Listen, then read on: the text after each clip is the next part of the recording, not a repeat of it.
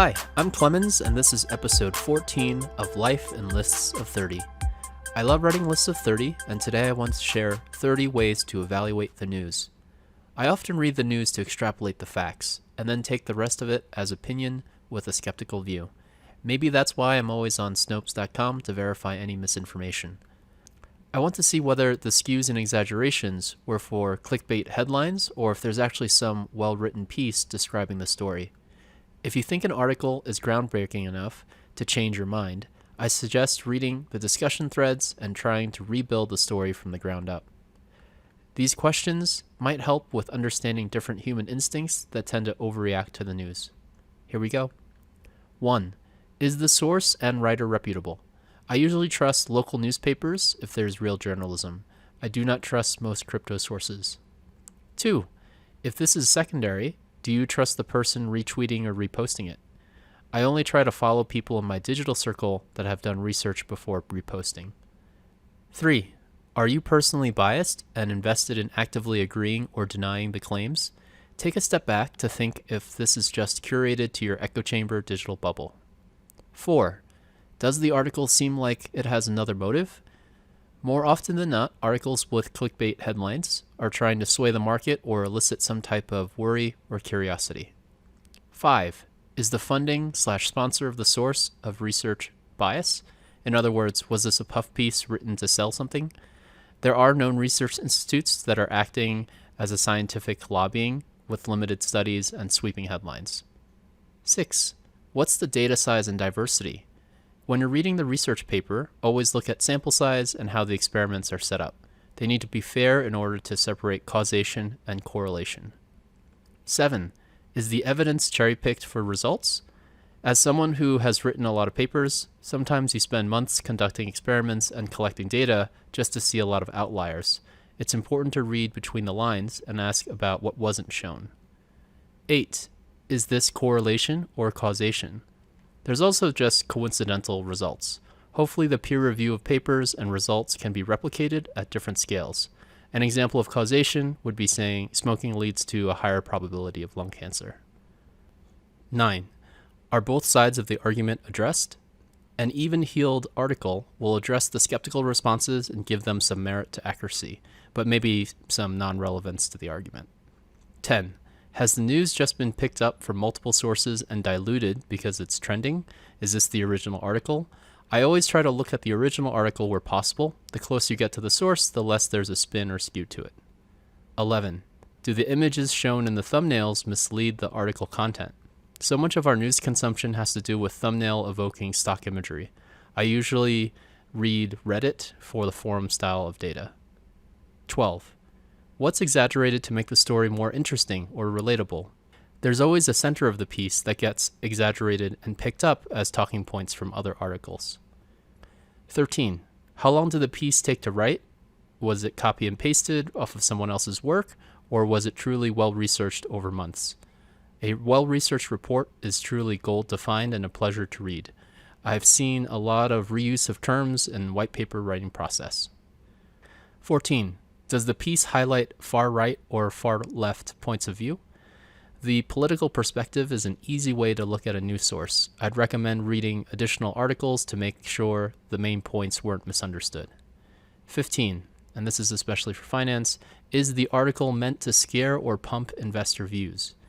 I see this a lot when you have independent sources like YouTube personalities that use big block letters that say, this stock is going to triple next week. I don't see how influencers with millions of views don't actually have some responsibility for market manipulation or insider trading or any of those types of trading rules just because they say this is not meant to be an investment advice. 16. Is the data being extrapolated incorrectly? Always look at the underlying data if you're being persuaded to make any financial moves. 17. Do the charts make sense? Have they adjusted the axes and filtered the context to prove their initial hypotheses? This happens all the time with papers. You can change the filter to fit the trend line. 18. Is this article purposefully promoting fear, uncertainty, and doubt, or FUD? FUD is usually a swinging argument. If you think about big outrageous guesses, if they land right, then they'll get reputation for calling a big event. If they're wrong, you sometime later just make another big claim and get additional attention.